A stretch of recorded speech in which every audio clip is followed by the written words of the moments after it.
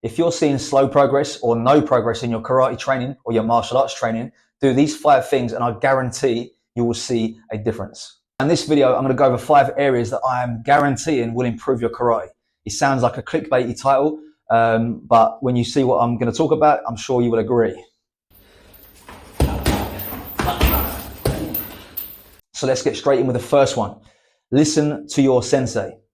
I assume that you trust your sensei and you've chosen to train with them because you believe in what they are teaching or what they kind of stand for, and you believe in their karate journey or their path that they're trying to deliver to you. So when they are giving correction, accept it, take it on board, and implement it. So often you give the same bit of feedback to people constantly, months and months and months on end of the same thing over and over again. You take the advice that you're given in sessions, actively work on it, and come back better next time. You're going to get more feedback and you're going to progress much quicker. If you're stuck on the same thing all the time and your sensei has to keep telling you the same thing over and over again, you're not going to progress because you're still stuck on that same thing they're trying to help you to improve. And as I said, if you trust your sensei, then you should believe in what they're trying to give you. This doesn't mean you shouldn't question things and ask why certain things are done, but you've got to trust their coaching or their advice and follow it. So the second point, and this kind of ties into the last one a little bit, is to practice with intention. Every time you are training, keep the things in mind, like the feedback or certain things. You're not simply making shapes and just sticking your arm out and making shapes all the time. You are actively thinking about how you can improve each movement as you're doing so. So you're thinking about your foot position, the angles of your hips, your shoulders, everything, the application of what you're doing. So you're constantly thinking about your training.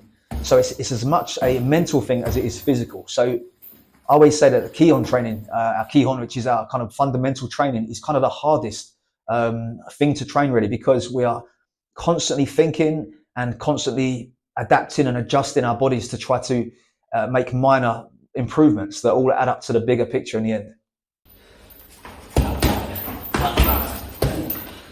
My third point, and I guarantee you will get better as a result of this, is to add strength training to your program, your karate training or your martial arts training. A stronger body can perform better in every area. There's so many people that are kind of against weight training with martial arts and all this, but it's all based on kind of myth, really. Weight training is going to slow you down and all this kind of thing. Weight training will improve your performance, and we see this because high-level athletes in all other, sports, athletics, all these kind of things, implement weight training and strength training to improve their performance. So why, as karateka or as martial artists, would it not be the same thing for us? The kind of stereotype of a heavy, slow bodybuilder is silly as well, because it takes a hell of a long time to get that big. It doesn't happen by luck. It's very difficult to get so big naturally that you are hindering your performance in martial arts. The opposite, though, being too sort of weak maybe and too small, can certainly hinder your performance. So adding some muscle, adding some size and some strength is only going to be of benefit.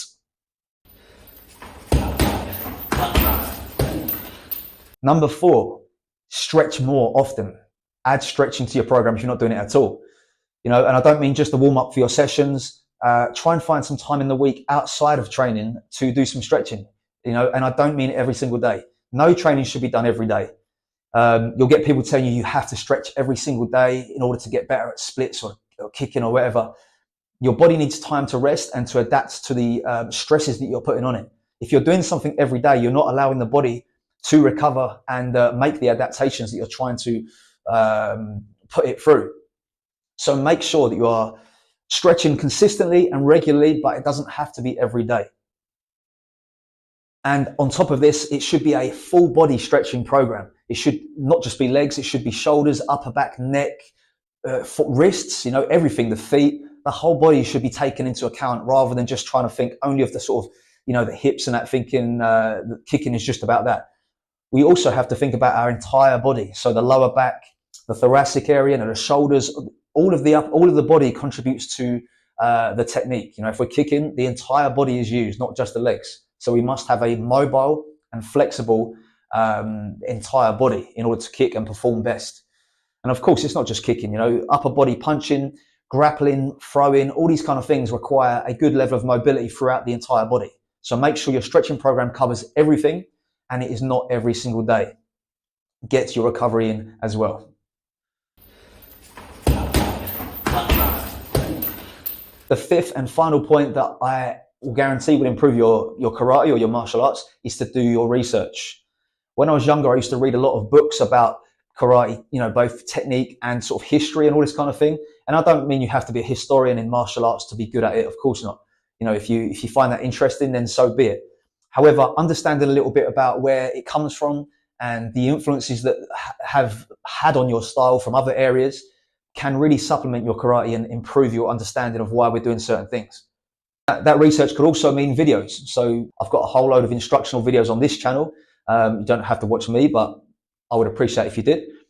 But being more exposed to martial arts or karate is going to overall help you out.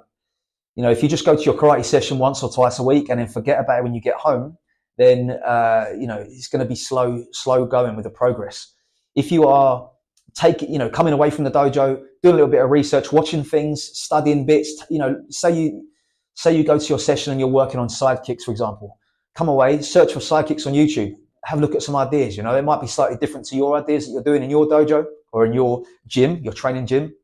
However, it's good to have knowledge. Sometimes it's good to see things that you don't like as well, because then you don't like it. I watch a lot of videos and I disagree with maybe the points they're saying, but it doesn't mean they're wrong. It just means it's not for me. That is also a value, I believe.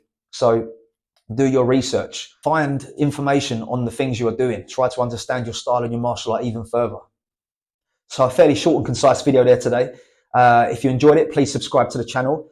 Let me know any of your points you would add to this, because there are many, many more ideas out there that could help other people as well. So let's try to get in the comments, let people know some of your ideas that have helped you to improve your martial arts, and we can get a discussion going down there.